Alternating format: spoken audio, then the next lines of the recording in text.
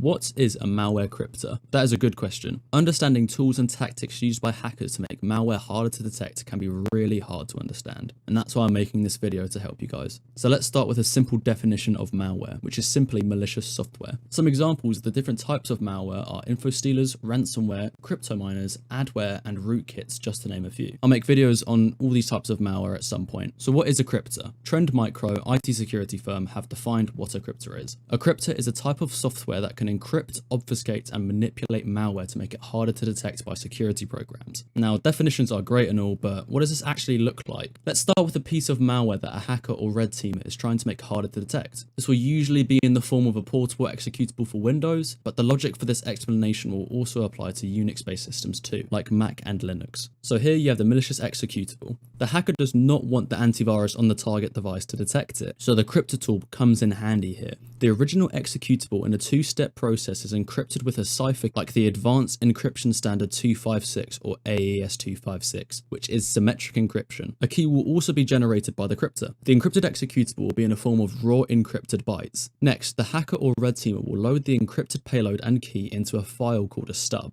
The stub is what is ran on the target machine. During the attack, the user will run the stub file and the stub will decrypt the malicious bytes with the key. The malicious payload will then be loaded into memory and run its chaos on the machine. Because the actual payload never touches the disk, this is considered a fileless attack. Legacy antiviruses will only pay attention to the stub file's hash, which is the irrevocable fingerprint of the file. The legacy antivirus won't pay attention to what the stub has created, which is the malicious payload, because it's in memory. So it will compare the file hash to the malicious file hash databases on the internet. If no matches are found, the antivirus will consider it to be safe. This now means the hacker is happy that the malware can run without any interference and the user is completely oblivious.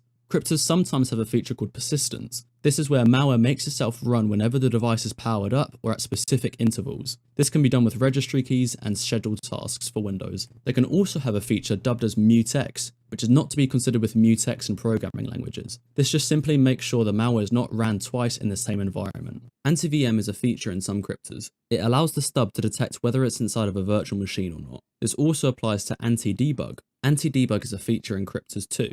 It detects whether it's inside of a debugging environment rather than a virtual environment. And if anti-VM or anti-debug detects either of which, then it will not run inside of that environment. This is to avoid the malware from being analyzed. However, modern AVs and EDR can actually detect the malicious payload in the memory, comparing these to known indicators of compromises or file hashes, but more reliably analyzing and monitoring the behavior of the process is what modern antiviruses do. But I'm going to point out a very serious problem, specifically with Windows Defender. Now, I do want to say that this requires administrator permissions, but you can actually configure Windows Defender to exclude all monitoring engines in a chosen directory. This is great if you're a user and you want this to happen. However, if you're a hacker, you can actually use this to your advantage. With a simple PowerShell script, the stub can make the malware pretty much undetectable by Windows Defender. So moral of the story, absolutely never run any unsigned random executable that requires administrator permissions. Now, if this is your first time learning about antiviruses, it's a complete rabbit hole. It's a very interesting one too, but I'll get around to making a specific video on antiviruses.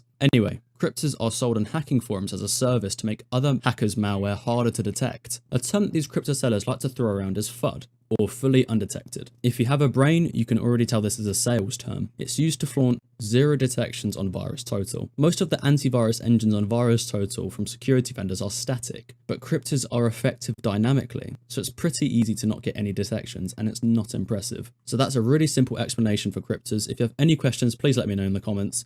Thank you for watching, subscribe because there'll be more videos like this very soon, and bye-bye.